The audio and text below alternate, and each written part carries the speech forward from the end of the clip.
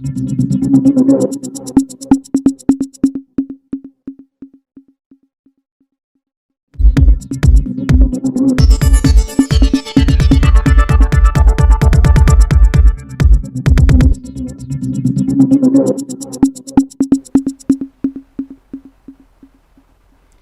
10 heures passées de quelques dizaines de minutes, mesdames, messieurs. Bienvenue dans le journal des JT que nous démarrons la visite du président du Conseil européen, le président de la République, Bassirou Diomaye Diakhar Faye et Charles Michel revisitent les axes du partenariat entre le Sénégal et l'Europe.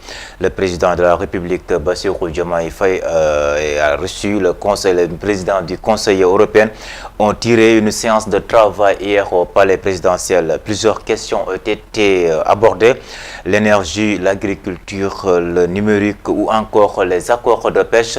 C'est un reportage signé par la RTS. Le bilatéral consolide ainsi ses relations avec le Sénégal. En accueillant le président du Conseil, Charles Michel, le chef de l'État Bassirou Diomaye Faye s'inscrit dans la continuité d'une amitié fraternelle avec l'Union européenne.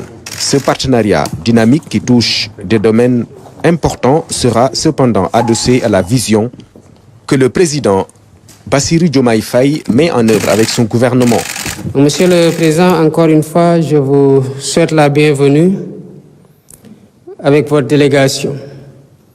J'apprécie beaucoup votre visite qui témoigne des liens d'amitié et de coopération entre le Sénégal et l'Union européenne, entre l'Europe et l'Afrique plus largement.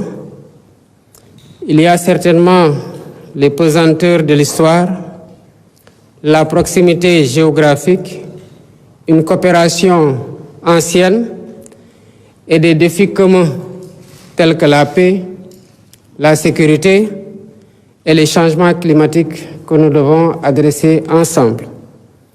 Nous avons discuté de coopération multiforme entre l'Union européenne et le Sénégal.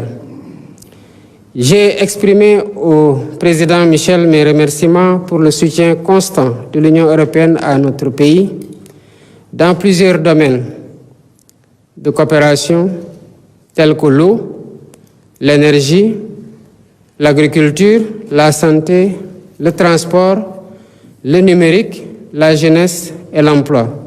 Merci beaucoup, Monsieur le Président. Merci pour vos mots chaleureux. Merci pour votre hospitalité. Et je souhaiterais naturellement commencer par vous féliciter pour votre élection. Féliciter le gouvernement pour son entrée en responsabilité ainsi que le Premier ministre et souhaiter aussi tous mes vœux de succès afin que vous puissiez rencontrer les objectifs que vous avez fixés pour votre pays, pour votre population. C'est donc le projet d'un Sénégal souverain porté par une économie endogène qui sera en exergue. La coopération avec l'Union européenne sera adossée à ce référentiel. Nous avons eu l'occasion, effectivement, d'avoir une bonne conversation, un bon échange extrêmement fructueux qui a permis de constater que nous avions une ambition commune de travailler pour un partenariat bilatéral de qualité, fondé sur deux principes clés, le respect et la confiance. Et l'un va naturellement avec l'autre, et ce premier exercice, cette première rencontre, traduit, je le pense bien, cette notion de respect et de confiance. Nous avons abordé dans le cadre bilatéral les différents piliers pour lesquels nous pensons qu'un travail additionnel, des impulsions supplémentaires sont nécessaires. Soutenir l'économie productive, les infrastructures, la formation professionnelle, la formation technique, adresser aussi des sujets. Lorsqu'il y a le sentiment que les sujets doivent être abordés, on ne doit pas le redouter. Dans le secteur de la pêche et des ressources halieutiques, par exemple, regarder quels sont les faits, voir de quelle manière on peut, si c'est nécessaire, apporter des améliorations de part et d'autre afin de rencontrer un certain nombre de préoccupations légitimes. Il est vrai que la coopération est dense et multiforme, mais ensemble, nous voulons bâtir un partenariat repensé, rénové et fécondé par une vision partagée d'un ordre international plus juste et reflétant les réalités du monde actuel. Un partenariat adapté aux mutations et apte à soutenir la dynamique novatrice que nous voulons imprimer à nos relations. Les amis et partenaires du Sénégal sont invités à nous accompagner dans la réalisation de notre programme pour un Sénégal souverain, un Sénégal juste, un Sénégal prospère dans une Afrique en progrès. J'ai également évoqué avec le président Michel nos priorités qui s'articulent autour d'un modèle économique endogène d'industrialisation avec comme rampe de lancement le secteur primaire, à savoir l'agriculture, l'élevage, la pêche, mais aussi le renforcement des infrastructures économiques telles que les chemins de fer, l'électrification, les télécommunications et les réseaux routiers. La réduction graduelle du déficit budgétaire est aussi une priorité pour le gouvernement. Comme vous le savez, elle passera par l'amélioration de la qualité des dépenses publiques, une fiscalité plus efficace pour une meilleure mobilisation des ressources intérieures, un mécanisme de paiement de l'impôt là où se crée la richesse et une lutte contre les flux financiers illicites. D'autres sujets d'intérêt commun ont été abordés comme la situation sécuritaire dans le Sahel. Le président Bassirou Diomaye Faye et le président du Conseil Charles Michel sont conscients.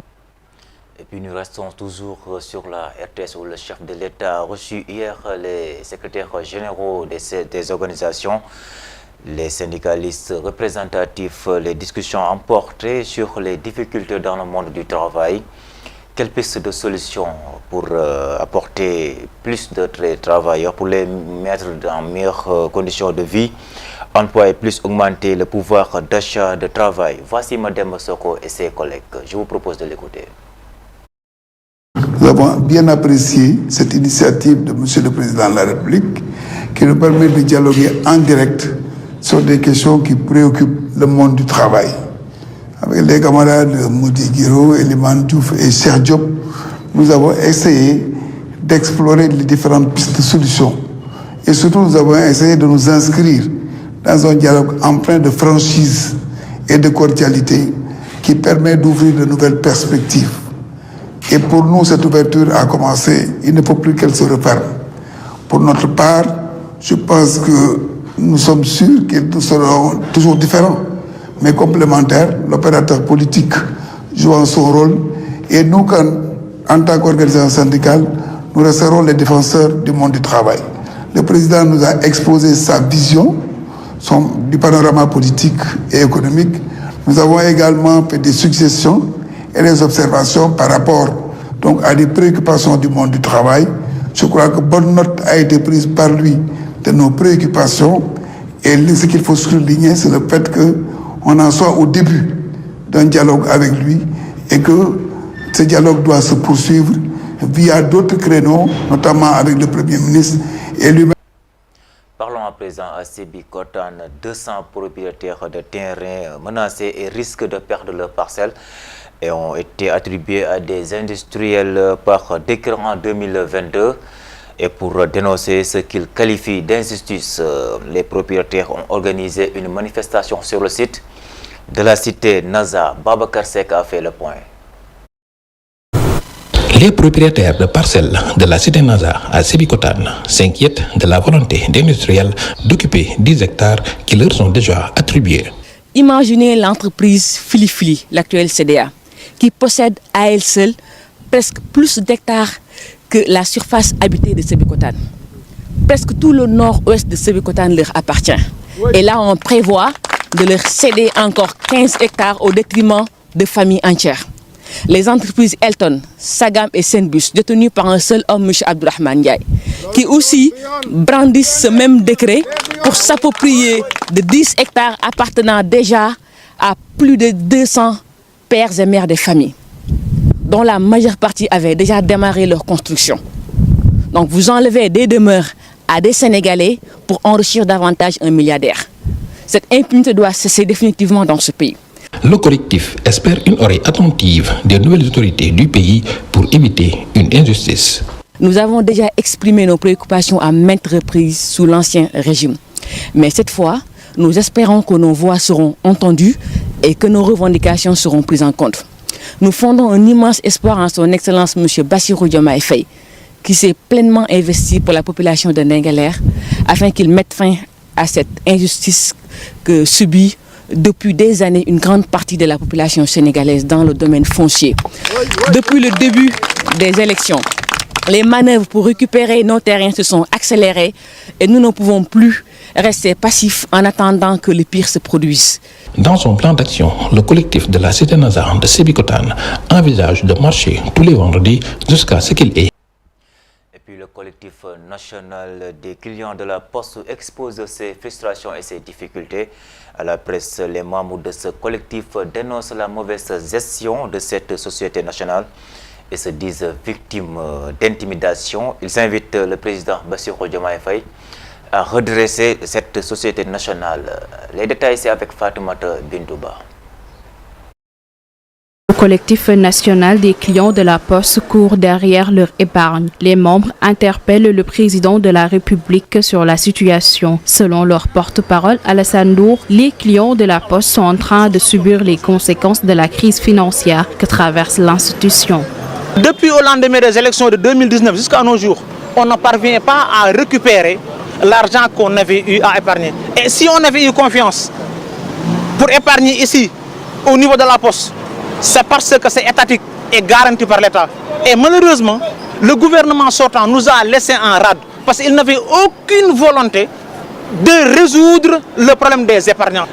Cause pour laquelle nous sommes encore venus là pour interpeller le nouveau gouvernement par rapport à sa politique, pour vouloir gouverner ce pays, dont la philosophie c'est Djoub, Djoubel et Djoubanti. Ici la Poste mérite d'être Djoubanti, très sincèrement. Malgré les actions menées pour la normalisation de la situation et le retour des fonds, le collectif des épargnants de la Poste n'a toujours pas obtenu gain de cause. Alassane Ndour déplore les tentatives d'intimidation à leur égard. Il menace de passer à l'action si rien n'est fait. Le coordinateur a été arrêté parce que c'est pour dissuader ce point de presse. Je dis bien, ça fait plus de 3 ans que nous courons derrière notre argent. C'est une fois que nous avons été reçus par le directeur. Et pourquoi il nous avait reçus? C'était pour vouloir nous dissuader à surseoir, bien entendu, notre conférence de presse. Le collectif national des clients de la Poste espère des lendemains meilleurs avec le slogan Djoub Djoubel Djoubanti annoncé par le président de la République Bassirou Diomaye Diakhar Faye. Pour l'heure, il compte poursuivre les revendications. Nous sommes en terme de cette édition, mesdames et messieurs. Merci infiniment de l'avoir suivi. Restez escorchés sur notre programme. Dans quelques instants, à 11h, vous retrouvez Melei. Les actualités continuent sur www.presseafrica.com. Merci et passez une très bonne journée.